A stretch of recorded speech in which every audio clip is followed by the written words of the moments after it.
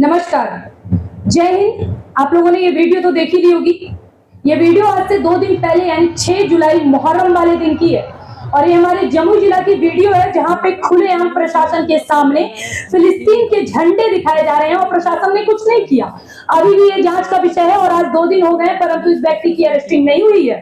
SP साहब और DM साहब का सख्त निर्देश था कि किसी भी एरिया से ना ही डीजे बजेंगे और ना ही शस्त्र निकलेंगे, परंतु डीजे भी बजे और भारी भरकम डीजे बजे हैं और शस्त्र भी निकाले गए। इन लोगों को इतना हिम्मत कौन दे रहा है सर कि हमारा खाते हैं और गाते दुश्मनों का है और हमारे बीच रहते हैं और हम इनका कुछ नहीं कर पाते और इनके विषय में हम कुछ बोले तो हमें ही भड़काऊ और साहौद बिगाड़ने के जुर्म में अंदर कर दिया जाता है।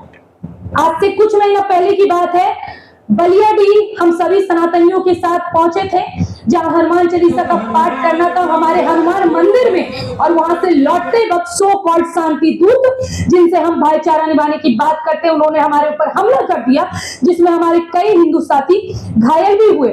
उसमें एक नीतीश शाह भी थे जिनकी आंखों पे काफी गंभीर चोट आई और उस अवस्था में भी वो लगातार एसपी साहब से मुझे बचाने की मांग कर रहे थे क्योंकि उनको पता था कि मैं जिन गिरोह के बीच में फंसी हुई हूँ वहां मेरे साथ कुछ भी अनहोनी हो सकती है। और इतना सहने के बाद भी दूसरे दिन मुझे ही मेरे घर से 3 थाने की पुलिस अरेस्ट करके झांसे में लेके जाती है और 48 दिन का जेल करवा देती है। और इतना ही नहीं, मेरे ऊपर 2 और मुकदमे दर्ज करवा दिए जाते हैं जो कि 2017 और 21 के हैं जिससे मेरा दूरों दूर तक कोई लेना देना नहीं है। लेकिन फिर भी अभी तक उन लोगों का बयान नहीं आया जो कुछ दिन पहले ये बयान दे रहे थे कि हनुमान जी का पूजा रविवार को नहीं होता, रविवार को खिचड़ी नहीं खाते। वैसे मुहर्रम तो शहादत दिवस के रूप में मनाया जाता है ना, ये मुहर्रम में डीजे की क्या जरूरत और शस्त्र दिखा के कौन सा शहीदी दिखाया जाता है सर। मैं हाथ जोड़कर निवेदन करना चाहूंगी एसपी साहब से और डीएम साहब से कि जिसके नाम पे ये लाइसेंस मिला है उसे रद्द किया जाए और मेरे केस की जो कि बलियाडीह केस था उसका निष्पक्ष रूप से बिना किसी शासन के दबाव के निष्पक्ष रूप से उसकी जांच की जाए और मुझे न्याय दिलाए। वैसे मैं इस विषय में इसलिए नहीं बोल रही थी, 2 दिन तक शांत थी ताकि फिर से आप लोग मेरे पीछे ना पड़ जाएं कि ये आपसी सौहार्द बिगाड़ती है। वो अलग बात है कि वो झंडा दिखाने वाले को आप नहीं पकड़ रहे हैं, लेकिन हाँ मुझे जरूर अरेस्ट कर सकते हैं। कब मेरी कॉल ट्रैक हो जाए, कब मेरे घर पे 3 थाने की पुलिस पहुंच जाए और मुझे अरेस्ट कर ले, क्योंकि अब मुझे ऐसा लगता है सभी कानून व्यवस्था संविधान नियम सभी हम सनातनियों के लिए बने हैं।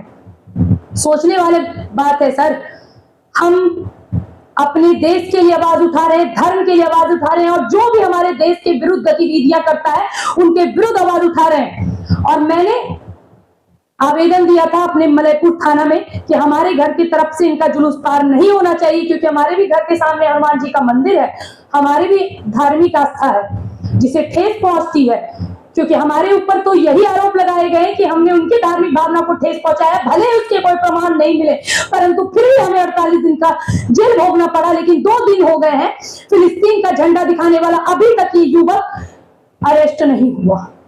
क्यों सर? सभी कानून व्यवस्था हमारे लिए है।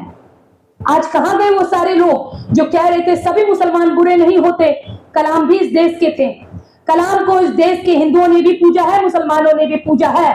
और केवल कलाम ही नहीं, अब्दुल हामिद और रसखान भी ऐसे मुसलमान हमारे देश में रहे हैं जिन्हें हमारे देश के हिंदुओं ने अपने माथों पर बैठाया है।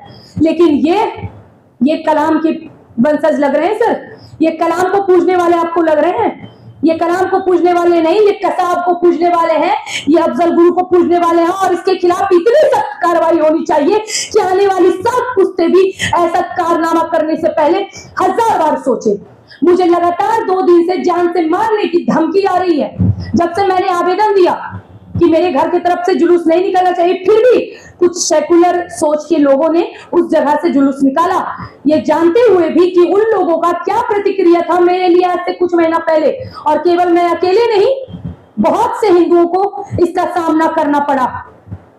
अभी भी समय है, सनातनियों जाग जाइए। और एसपी साहब और डीएम साहब से मैं हाथ जोड़कर विनम्र निवेदन करूंगी कि जिसके नाम पे ये लाइसेंस दिया गया, ये लाइसेंस रद्द होना चाहिए और इस व्यक्ति के खिलाफ कड़ी से कड़ी कार्रवाई हो। ताकि ऐसी घटना करने का कोई हमारे जमुई जिला में दोबारा सोच भी ना सके। और आज मैं पुनः इस बात को बोलूंगी कि जब तक मैं जीवित हूं, जब तक मेरे शरीर में प्राण है, मैं अपने जमुई जिला को केरला, कश्मीर और बंगाल नहीं बनने दूंगी। मैं हाथ जोड़कर विनम्र निवेदन करना चाहूंगी कि बलिया डे केस का आप निष्पक्ष रूप से बिना किसी सत्ता का दबाव में जांच करें और इस व्यक्ति के खिलाफ कड़ी से कड़ी कार्यवाही करें। हम सनातनियों की भावना भी आहत होती है सर, इतने संवेदनशील मत बनाइए हमें कि अपने हक के लिए ही ना लड़ पाए। बहुत बहुत धन्यवाद। जय श्री राम, हर हर महादेव।